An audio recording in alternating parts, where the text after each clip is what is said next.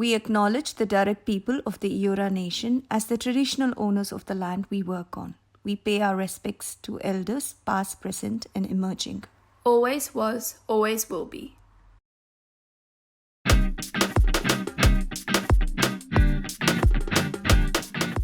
Hi everyone, welcome to our podcast, Mindkshetra Talks Lost in Translation. We are a mother and daughter duo, Indian Australians living in Sydney. We are using our personal experiences and insights to connect and relate with people with similar experiences. We are using this podcast as our voice to unpack topics that are often lost in translation within our South Asian community. We are doing this podcast with the intention to break down the barriers in communication that may exist between parents and children, and we hope to offer some talking points to instigate these conversations.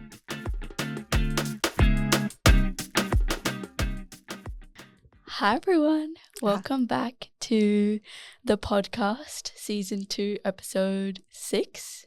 It's our last episode of the season. Yeah, we wanted to actually end this episode with another guest. However, as life circumstances would have it, that guest could not be here. So hoping that we would be able to shoot another one next year. Mm-hmm. And because this is the last episode and because this is an episode which we wanted to kind of reminisce on why we started the podcast and also talk about a topic which I, growing up, have never spoken about, but it's a very personal interest topic of mine. Mm-hmm. And I wanted to make this episode a little bit different from what we used to do the other episodes, because this is one of those episodes where rather than having like a formal question and answer and trying to figure out and giving some answers, this is truly going to be the reason why we started the podcast, is to kind of explore in the discussion of and figure out together. So kind of explore how we can navigate having conversations with the next generation, because this is a topic sometimes I get truly lost as well. So do you want to introduce the topic? Yeah, go ahead and introduce the topic. We're going to talk about something I feel like a lot of us in South Asian families especially trauma bond over. But it's something I feel like that's really important to like unpack, and that is the idea of toxic relationships between parents and children. And like, they do exist, they obviously do exist, but like, why don't we talk about them? Why don't we unlearn from bad habits? I kind of feel very torn when I have to talk about this, because I think we talked so much about the stereotype of South Asian parents and how it's worldwide known that South Asian parents are one of the strictest parents, and they are known to kind of raise kids who have high expectations of themselves, and their focus is entirely on raising children, and a lot goes into the family structure, having a good job, getting into a good family. We talk about it so much, but yet we don't talk about it. What I mean by that is, we talk about it in the way of trauma dumping. Oh, did your parents hit you? My parents hit me too. Oh, how strict was she? Or who was the bad one? There is always a bad person in the family. There's also always one person who can't emote. Always a person who tells you, oh my God, you're so dramatic and all that. But I'm wondering, why are we still not able to kind of unlearn those things? Mm-hmm. And why don't we, but we don't never acknowledge this toxicity in a parental relationship. We still kind of, we always think that, our moms, idealize our moms or something. But then there is the other extreme also, right? In what sense? I think, when you grow up in a very strict household, you can go to the other extreme, because you want to undo everything you thought was torture to you. So you kind of have no boundaries or want your kids to have everything, but then you suddenly realize there is no respect and the kids don't listen to you and you struggle because of that. And I am genuinely wondering, you know how we talk about couple relationships? Yeah. Are there any red flags with like we don't use the word abuse a lot in our emotional abuse at all. We don't use it. Abuse We is just usually like characterized as physical, but like abuse is transcends just like beyond the parental physical. abuse. Like parents' word being gospel, and how necessarily it's not always gospel, and parents actually don't know everything. Yeah, parents are humans. Yes. But I feel like before we even start, I have to reference the article on Medium. I feel like I should just read this article. Oh, if you read the article, I thought it was fascinating. So the person who wrote it, Jay, if you're listening to it, we are going to tag you. It's a beautiful article written on Medium, and we will be sharing this particular article and tagging him, her, them, because we are not sure of what it is. The topic of the article goes. Can you just Where should I just read the whole thing? No, I want you to go to the top so that I can read the thing. The So that synopsis? what interested me is I was doing research for what should be our last podcast, and we wanted to do a feel good one, and then I just went South Asian things which we don't talk about, and I found this thing pop up on my screen which said the South Asian family trap. And being the person I am, and because I work with a lot of young people, I do have personal experiences of feeling like being trapped. It's a topic which caught my eye instantly. It's an 8-minute read. Very, very worth the read. I would after this podcast go and read it. Oh my God, I'm going to share about this there, but it starts with. I feel like you should just read a little bit. We should read a little bit, isn't it? I feel like the flawed equation. So Yes. there is this thing called the flawed equation. In South Asian culture, parents are often equated to gods. It propagates the belief that parents know the best and can do no wrong. This creates the unspoken rule of never questioning their word. These ideas are so deeply ingrained in us since childhood that any attempt to scrutinize or challenge them feels like we are disrupting the natural order. We must follow the norm of respecting our elders, but children, even when they have grown into adults, are not privy to the same treatment. Children ought to be grateful for their parents for their lives, and I agree that parents do make sacrifices for their children, often at the cost of their own well-being. But a bitter and cynical part within me wonders, the child didn't ask you to birth them, it was your choice. Still, I will never forego my gratitude, but my issues arise when a child's gratitude is measured by how closely they adhere to parental expectations. Oh, wow. That was deep. Wow. Very, very, very, A lot to very, unpack very there. deep. Very deep. And, the photograph which accompanies that is of a Bollywood movie. And if you haven't watched that movie, it's one of my... It's a good movie. I've watched it again and again and again. And I do find it very soapy and dramatic. It's what is it? Kabhi Khushi Kabhi Gum. Kabhi Khushi Kabhi Gum. I get really confused with the names, but Kabhi Khushi Kabhi Gum. Do you watch that movie now as a therapist and you're like, right, what the fuck? So many red flags in that relationship, in that particular movie, right? Of what I call, so when we call red flags, this is a language I've learned because of my studying in a Western framework. I didn't have that vocabulary when I was growing up. But if I have to put a lens of having a red flag on everything, that movie has like red flag, red flag, red flag, red flag, red flag. Can you name some off the top of your head? There's this really soppy scene. It used to be my favorite scene of it, of all time. The mother. So the story is that they adopt a son.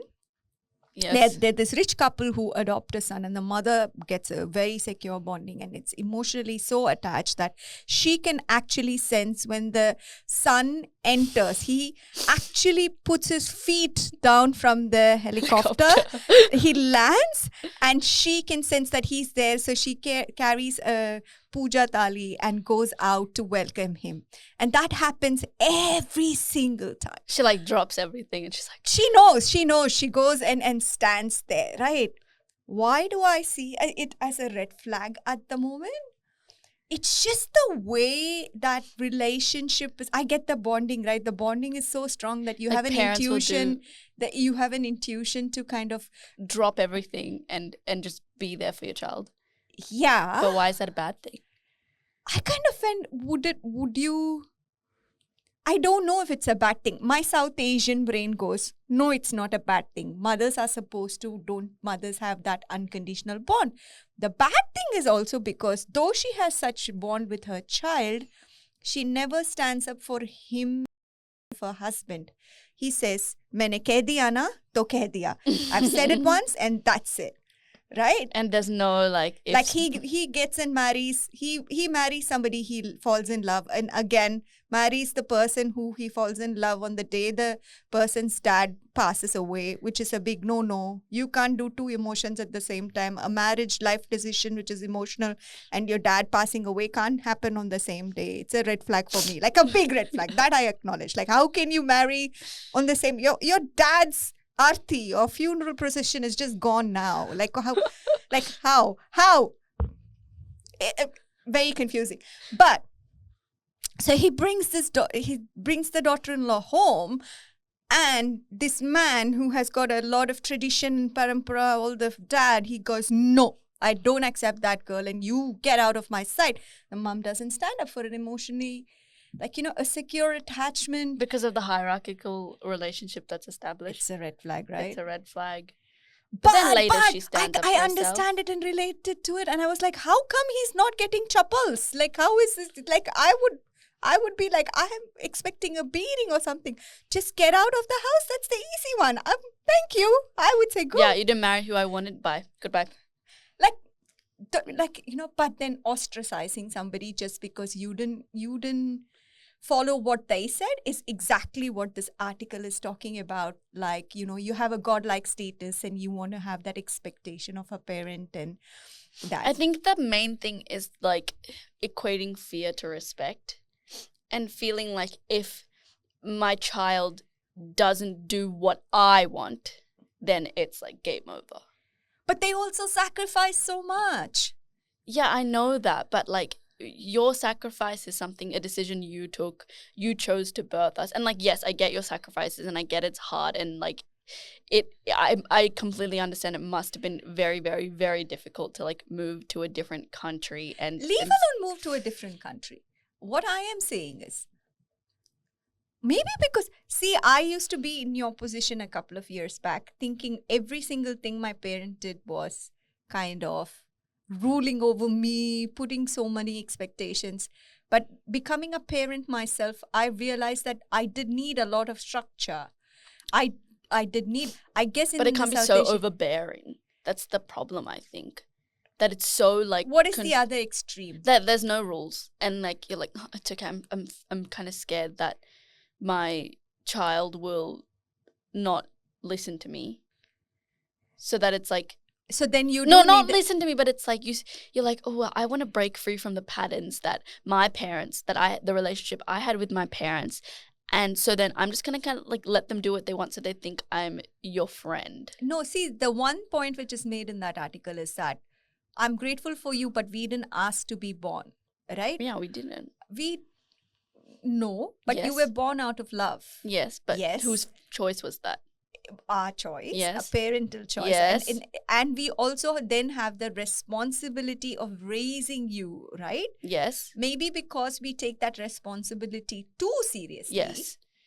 We then kind of go, oh. Whatever we say is law. We want to, I think it comes from a very, very, very good place. Yeah, it does come from a good place, but then the effect of that is like so long lasting and detrimental that we don't really think about that. So then do you think we have like should we categorize them? Like, is there 3 categories which you think? So then what's the correct balance, right? So of course, I do understand that it is dysfunctionality.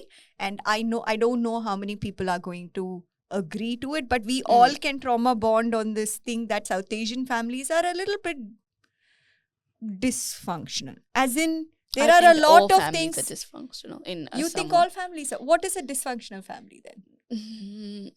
I don't think every single. There is dysfunction in everything, right? You can't be like the perfect functional 24/7. I don't think that's possible. I think every family has where I call dysfunctional when I call a family dysfunctional when mom and dad kind of don't have proper boundaries and they take out their frustration or their expectation on the kid, and the boundaries are enmeshed. For example, it's dysfunctional if dad and I can't work out a problem, and as part of that, I come and complain to you about dad, or dad comes Yeah. and complains to you about me, expecting you to side pick with sides, me. yeah, that's wrong.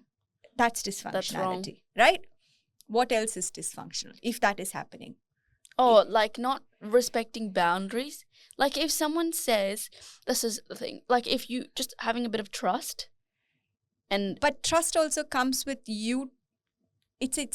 Trust also comes because we want you to be safe, right? yeah. But and I get the rebellion part, and I'm a person who's open. Let's categorize dysfunctionality first. What else is dysfunctional? Like you are too much on somebody's face, and you Yeah. don't give them any kind space, of any space. learning, any space to grow. Yeah. Or you're too close, like what I kind of call like over dependent. You can't do anything without each other. Like a parent and a child. Yeah. Does that like, exist? Yes, everything mom has to do, like mom or dad. I'm just talking about parents as a general. Mm. That's dysfunctional. Mm. When there is a lot of sibling rivalry and you can't manage your emotions because of that, there's a lot of hatred within the family members you just generally dislike.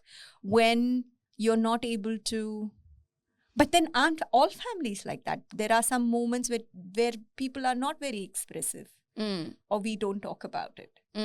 But I think it happens a lot more in South Asian family, where there is a clear hierarchical structure, that dad, then mum. And I think, in my opinion, though dads can be really, really dominating, and I do think it's a patriarchal society, there are situations in which the mom takes all the decision making and the dad becomes silent. And there's not really a balance. And there's not really a balance. So that dysfunctionality can happen like that. Definitely. Okay. So remind me again. I think one of the things I find a dysfunctional way is inability to talk about topics. Yeah.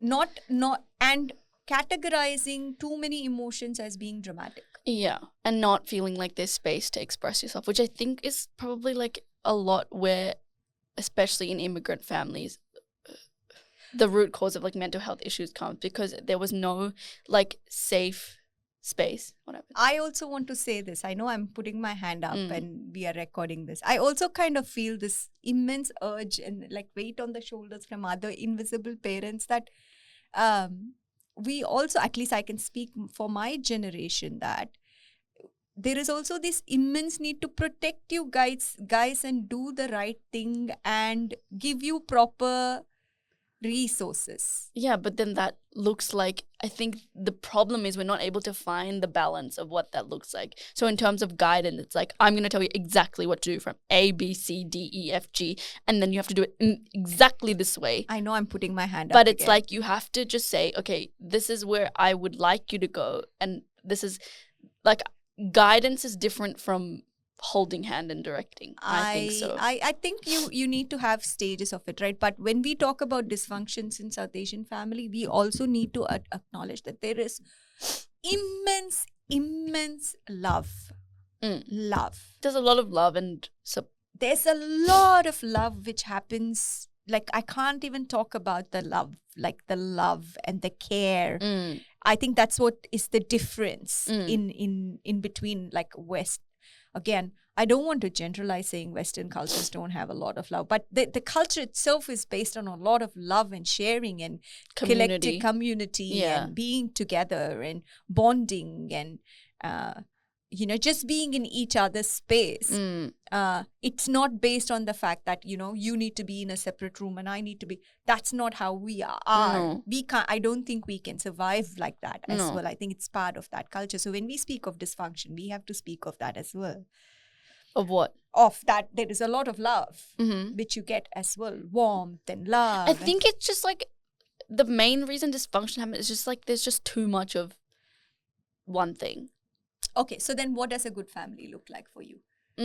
Like, I guess having balance and boundaries and everybody respecting each other. And what does respect look like? respecting.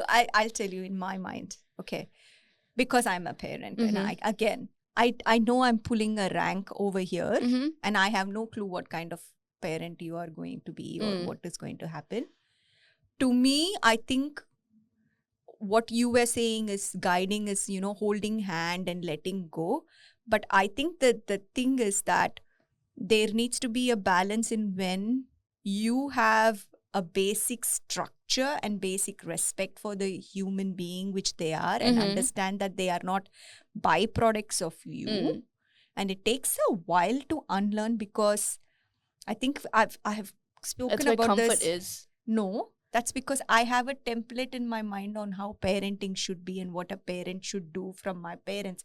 It's not But a template, in that sense, a template is comfortable because you're like, it's in the comfort that I know that I was raised like that. So there's like, and I kind of turn out okay. I guess I'm thinking like a future parent. I guess I turn out okay. So then if I just do the same thing, I guess they will also turn out okay.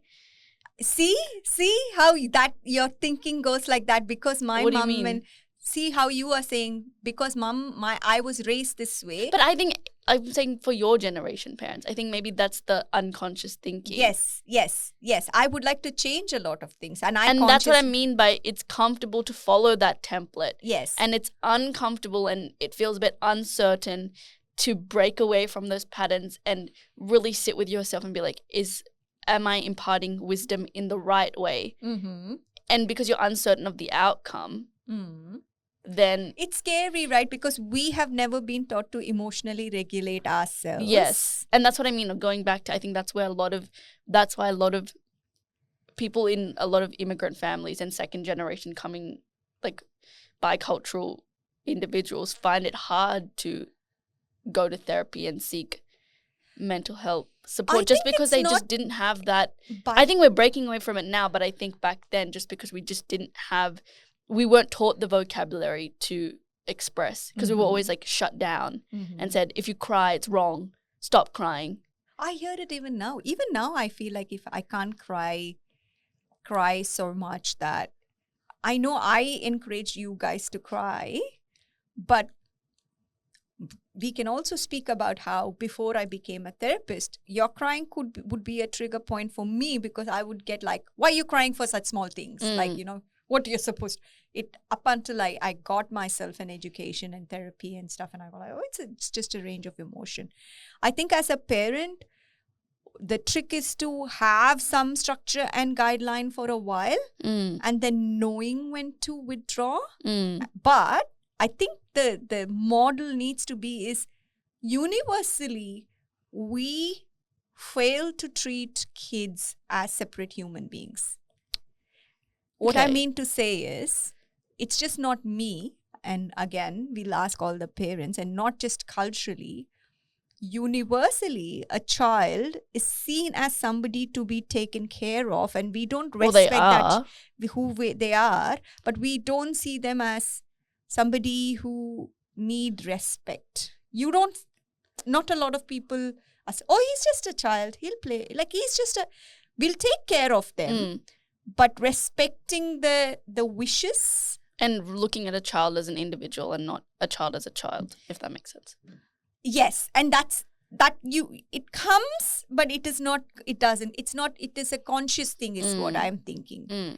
For example, if you were to come across a child and the child is throwing a tantrum and the child says, I don't want A ice cream, I don't want B ice cream, I don't want C ice cream. And then it's taking its time to kind of do anything, and you have to go to work, right? And with all the best interests, you only have limited time. Respecting their choice would mean that you have to stay there and negotiate and do all those things. At some point, you're going to say, you know what? No ice cream for you. And walk away, right? That is the right decision to do, because you are trying to teach them that you just can't get whatever you want whenever you want. So it's tricky, right? It's tricky to navigate. There's no we can't just give you a right answer right now. Yeah. But as a therapist, what would you say respect looks like for a child? I think respect looks like, for me, in the beginning stages, respect looks like trying to kind of do a love-based calming technique rather than a fear-based calming technique, because one of the things I've told, and I don't know if you connect to this, is that if I don't eat, somebody will come and carry you away. They used to say, Puchandi varuma. Puchandi means like a robber. He would come and take you away if you don't eat it. That's how I used to eat my vegetables. So my mom would feed me and she would take me to the window and she'd tell me, if you don't eat now, that guy there, the one with the big mush. Or like guilt tripping. Oh, if you don't eat, like there are people dying. There are kids dying in India. If you don't think about all the babies that I've don't done have that any too. food. I've done that too. So guilty. I've done that So too. I'm talking about you. I'm talking about you. Yes, I've done that too. I think we need to go back to this question. And again, this is online content I watched of a counselor asking this question. I think his name is Sridhar and he's Sridhar Life Counseling, and we are going to tag you as well. The question is he asked in his content is, which relationship you should pay attention and nurture throughout your life? Okay.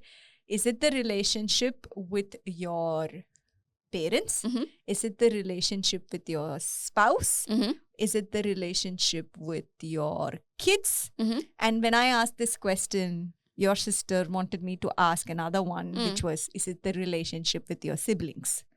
Is there one missing? How many? Which is So parents? with yours. Oh, that was also not there. She also wanted me to ask with So yourself. parents? So let's Parents? go. So Spouse? say for example, we have to put it in an order of preference, which should be the order of preference. So it is, should you be nurturing and caring about? What is your order of preference now? Now again, I don't want anybody I think it will vary in the life stage that you are. Yeah, whatever life stage you are at, it's not about telling the parents, oh, you're doing something wrong. And I think that is an approach I don't want to take. I think I want everybody, for all of us, this is a learning for me also. When he asked this question, I was also thinking, what did I do? Okay. So if you have to prioritize a relationship, and the relationship and you have to order it. Relationship with your parents, relationship with your spouse, relationship with your kids. And I added 2 more, which is your siblings and yourself. I think yourself first, not being selfish, but taking account. I think that's also where we also struggle as South Asian people. Because you feel like if you take care of yourself, you're selfish. True. Yeah, you're putting yourself first. Which is actually not a bad thing. And I think, this is my thing. I think to benefit from reaping the most benefits of nurturing the other relationships and feeling like you actually have nurtured them, the first step is to nurture yourself. I also think though, I think you'll make them best, you'll take the most advantage of that. I also think there are a lot of narcissistic personalities in South Asian families where they go, mine, everything is There's mine. just too many factors to account. Like, there's that, but I think just on a blanket term, I think by taking care of yourself, you'll just like automatically end up just doing well in those other relationships. Okay, got it. So a balanced self-care perspective where you are going. So I would say put yourself first. Okay. Then your siblings. Okay. I would really say your siblings. Okay. Because that's like a whole nother topic in itself. Because like how you were raised, this is another thing. I feel like I'm just like jumping all over the place. But I heard this, I can't remember where I heard this, but it's not my thought. I'm not taking credit for this. But you and your siblings were not raised by the same parents.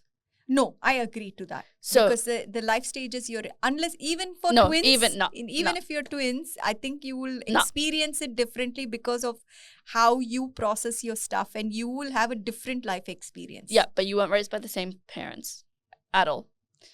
Anyway. You are technically raised by the same parents, but you perceive how your experience is. I could have done the same thing at the same time. So I'll talk about myself. Yes. So for me, when I raised you, you were the first Wait, go back to the things. Okay. So I'm trying to defend myself, I think. Okay. Yourself, siblings. Because it's like, again, like you want to keep that relationship with your siblings. You want to make sure that's a long-lasting relationship. So you will, okay. Then I think it is your parents. Then your spouse. Your spouse is fourth. Those 3 are like in the early life stages. Thank you for saying that, because it's the life stage. Life you're in. stages. And if those So three if have you're a strong if unmarried- those three have a strong foundation, Okay. then spouse and kids will sort out itself. So then who will you prioritize? Do you have to prioritize your spouse? Or Where I am now, I would say myself, sibling, parents. I'm going to work on that before I get married and have kids. Because when I get married and have kids, because I did throughout your life, after throughout you get, when I after you're married, say Okay, you have a spouse, okay, who will you prioritize? spouse. Spouse. No, sorry, myself. Okay. Myself is gonna stay there till Okay, good. Okay. myself, spouse, kids, siblings, parents. Okay. Okay. Okay. Yes. Yeah. I But- agree with you for the lifestyle kind of a thing. Like the life stage. Life stage kind of a thing, not lifestyle. So in the life stage you are in, when you're very young, I think you tend to, yeah, of course it's you, then for me, I think it'll be between your parents and your siblings. It'll be When is similar this? before I am kind of Married? committed in a relationship. In my siblings will also come my cousins and all those people, because they are my siblings too. Yeah, for me, I'm gonna for for the me, sake for of me. this argument, just For make it me. your your Of course, it's my brother. in but your then- house, but don't worry. Like your cousin's fine, that's fine. But for the sake of this thing, Okay. then you'll think about too many things, and then it'll influence your decision. Okay. So, but once I am a couple and say I'm a parent, I am a parent and I have a parent. Mm. The situation I was in Mm-hmm. a couple of years ago, Mm. right? I think my priority should still remain after I've got myself sorted out. Mm. Is all throughout my life. Mm. It doesn't matter if I'm raising young kids or older kids or Mm. whatever I'm raising. Mm. It should always be a couple. Then comes my kids, because I have to provide for Yep. them. Then comes my parents, Parents before siblings. because I'm hoping that my siblings will be in the situation to support me and become my support network in juggling between the two. Because there are life stages where I might have to prioritize my parents if they are unwell or they have to go, in which my siblings can step in if I have small kids. I think So I'm maintaining my relationship anyways, but this is my couple take on priority. this. I think if you have I think a I'm being really practical. long-lasting sibling rivalry, say there's like some falling out, touch wood, there's some falling out and the sibling relationship is destroyed, then the parents not going to work, no matter how much you try. No, Because it they would will, work. no, they won't. Because they'll automatically be like fixed, like they'll automatically, like once you try and nurture the relationship with your parents. Okay, I get you. So if your parents will always be the person who's trying to do this and this. What I am trying to say is, in a South Asian family, we tend to place a lot of priority on what the kids want to do after we have kids. Our life And we revolves never around think the about kids. the- And we never think about having a relationship with our spouses.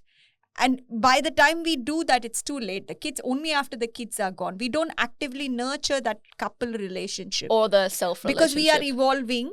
We are evolving. We don't maintain anything else. So friendship and sibling relationship goes down the drain, because everything is about the kid. What do you watch? I watch what the kid wants to watch. Where do you go? I eat what are the kids. What do you like? I don't know. Of course, your kid is going to think you have no other interests. Right? Of course, you have to be obsessed about something because you have that I think to now the control. generation is moving away from it, but I don't think that was necessarily the case when you were parenting us. When I was parenting you, no, I didn't have the parent I was not parented in the way, but I still think it happens even now. Even though we are all traveling everywhere, we are still making kids as our priority. A lot of us make kids as a priority. Because initially it is nice. You want, this is new human in your life and you want to provide, and it's happiness and it's love, and you want to make sure your kid is happy, and then you don't realize suddenly then you have to put them in classes and you want them to thrive, and they go, they want to eat without this. And it's nice initially, right? Because they come and hijack everything into you. You want to then... Hijack? Yeah, they do hijack your time. Like you do have to Again, going back invest. to the discussion, we didn't ask to be born. I'll just say that. I You would can't just say that. always throw it. you didn't ask to be born, but it is not like you were, and I'm talking about families where you are, again, I'm talking for myself, but you are a product of love. It's a miracle Yes, it is. It that is. you are in our life. And it's not like we don't feel gratitude for that. And I'm going to defend all the parents. You ask any parent in any world who is, it has a little bit of love in their heart. If you ask them the best day, or, most of them would say it was seeing their Yes. child come into this world. This argument that I was not asked to be born, and yes, it is a choice. We can go spiritual about it. If you didn't want to be born, you would not have been born, is what my cultural value tells me, that the soul has to be willing to come into another person's soul. So I can say, of course, you were willing to be born, if I have to go really strict and spiritual. But again, I get your legality of where you're coming I'm from. thinking logically. I'm not thinking spiritually. I'm thinking spiritually. For me, I'm as a spiritual person. Again, we cannot separate human beings based on a logical human being, emotional human being. I think that's where we are going wrong.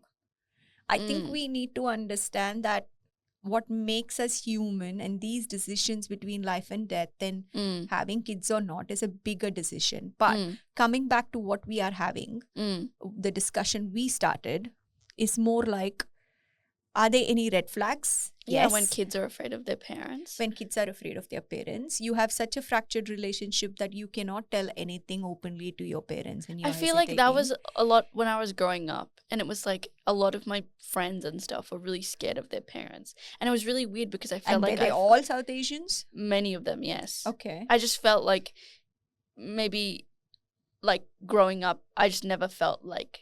So you never felt scared of coming and telling us? Not really. So it's like weird to me to think. But you did lie. Yeah, but everyone lies. Everyone lies. But I think guess. it's weird because like I felt like I could not come and tell you anything. You didn't feel like that, you're saying. Okay. I mean, there was one time where it was like when I got bad marks, I used to make myself cry so you'd feel bad for me. And I guess the fear of like feeling like I didn't do well, and because I didn't get like 90 out of 100.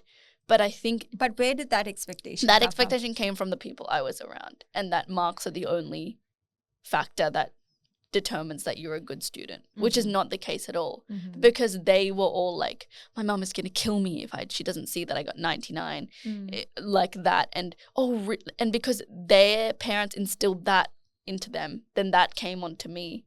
Oh, you only did 60, or your mom's going to be disappointed in you. But I don't know. Was I disappointed though? No. You were more disappointed that I didn't learn, if that makes sense. I would be very shocked that you didn't like you did not want to go to school because you thought that going to school meant getting marks, and if you are not good at getting marks, then I shouldn't go to school. Yes, that worried me a lot. And it was a hard gig to get you into school in there, because the learning for love had gone. The love for learning had gone. Learning had gone. And it was away. all about just getting a high number on a paper. Yeah, which is, I'm totally dead against it. Yeah. For somebody who likes to get good marks. I like myself, for myself. Yeah, it feels nice. It feels nice. But that's the system we've been raised. Like, that's the system you're in. So I have to compete in everything. Yeah. I cannot lose. Like, so when I'm talking about this, I talk about other people, not for myself. So I think that was the thing, seeing them scared. But otherwise, going back, like, they just felt scared of telling anything to their parents because they already knew the answer was going to be no. So fear of parents, okay. And then I think that's where it comes from. By your parents saying no, you want to explore and you want to rebel. Okay. And that's not necessarily a bad thing. Did you feel over-dependence there? Like too much smothering as well? Sometimes. Okay. I just felt like for some things, like when you were like, you can't get Instagram. I was like, this is so stupid. I don't Now it's legal. I wish it was there 10, 15 years Like, I back didn't when understand the point of it. There was something that's like, I can't have Instagram sleepovers. Couldn't go for a Oh, sleepover. South Asian things and sleepovers. You don't even ask. Couldn't The go for a rate of sexual abuse sleepover. which happens within family members is so high that you can't know which is right and which is wrong. Couldn't go for a sleepover. Everyone, other friends. Birthday parties. Some birthday parties were a no-no. Some were yes. I was like, I don't understand. You did go for sleepovers though. But after much convincing. You had to call them on the phone. You had to talk to the mum, make sure nothing was going to happen. And I get like there are like really bad cases of stuff happening at sleepovers. You know how many cases of kids get abused, and I think that comes from my education and coming into the Western system and the shock. And I've had experiences where I have been in sleepovers and vulnerable, and I wouldn't apologize for that. Because for me, sleepovers are something which is a personal comfort. It depends on who, what, when. Yeah, but I get it. I can't say a parent who's not leaving you for a sleepover is a red flag. We can't say that. No, I'm just saying in the sense of being okay. We're talking about dysfunctionality. So tell me what else. I can't think of anything else off the top of my head. Mm-hmm. Yeah. If it is like do this or die. What? As in do or die situation is what it call. It's an do or die situation for every situation. Like yeah. If you don't take maths, then you are not a good thing. If you don't do engineering, you're not a good. If you don't get married to the person I want you to marry, you're a bad person and you are not listening. But where does that come from? Back to the whole point of this topic. I think because it comes from the hierarchy and I have sacrificed so much for you. Yeah. I did so much for you. I invested you're like my investment. Yes. And then if I'm investing something in you, I want to see you grow and not being able to let go. That is because you have not nurtured other relationships. We moved to this country for you. We did this for you. Again, going back to the discussion of it all like links back. I didn't ask to be born. But now I'm here. That's fine. Spiritually, you did ask. That's fine. That's fine. Now I'm here. But that's like not a reason for you to like put your dreams upon us and make us little. I think the middle point. Do you understand? I would love to see how you raise your parent, and when we do raise my parent. Yep. Sorry, I would love to see how you are as a parent raising your child. Okay. Mm-hmm. And I guess for me and I'm pretty sure. I think one of the things which happens as a parent is right in all the parents' defense.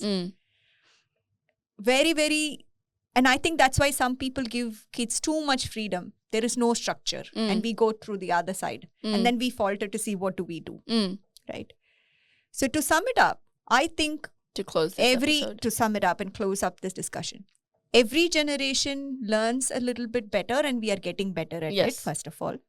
The second thing is also because in South Asian communities, it's a very collective community. And yes, I do love my chai times and all those things. But I think we need to normalize getting out with couples, getting out with friends a little bit more for ourselves. Because sometimes it's also the internal guilt. And I used to have it. And we used to normalize that.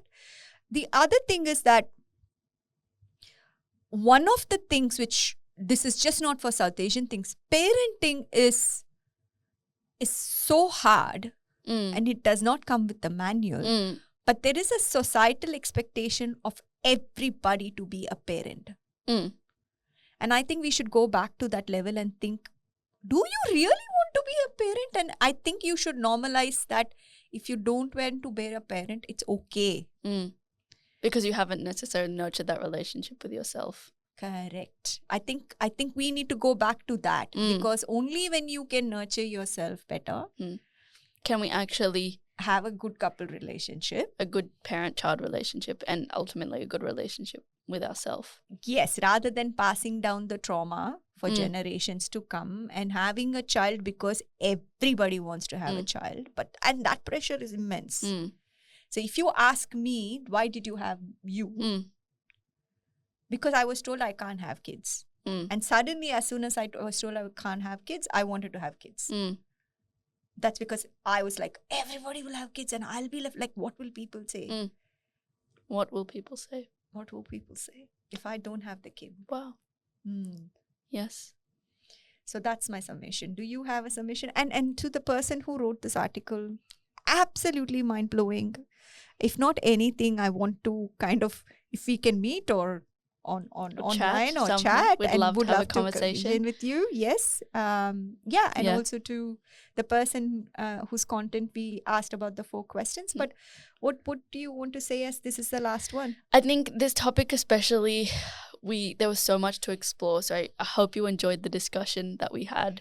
And in terms of moving forward with the podcast, it may look like another season, it may not. We just can't predict with our capacities and our own schedules. But in whatever form, we'll be together and raising awareness about important issues. And yeah, what else? Oh, I'm getting teary. It was a good run as we had it. Like she said, she's moving on with different priorities, and I'm extremely proud of her. And I would love to continue the conversation. And we started this because it was a way to connect with a lot of people and normalize and generalize. And it has been an absolute pleasure to work with you as well and share my thoughts on parenting and hear your thoughts on how you've been raised. And you've always brought your authentic self. So I'm grateful for that. I really want to do a podcast. It's season 3. Third. I do. We don't know what that, maybe that will, we don't know. I just can't say at this point. But we hope. She's not coming. Stop. It's not me. It's her. Stop. But whatever this journey is, wherever it ends up taking us, we hope that you've enjoyed these 2 seasons, and we encourage you to keep sharing and supporting us. And as part of keeping the conversation alive, we have decided that we'll share a lot of shorts on YouTube video, and maybe you'll see a lot of them, and maybe you'll get sick of it, but don't get sick of the topic. It's okay if you get sick of our voices, but don't get sick of the topic. Please keep having these conversations. Let us know, tag us, follow us. We are a very, very small we are very small content makers, so any support you can give us, which you have been giving, is absolutely fantastic. I wanted to do art as usual, and I bought a piece which was already in there, but as you can see, I was just totally engrossed in the conversation, but which is okay. The art was for the conversation. But thank you so much. If you guys enjoyed this episode, share and subscribe to the YouTube channel, and we shall see you soon. Hope to see you soon. Bye.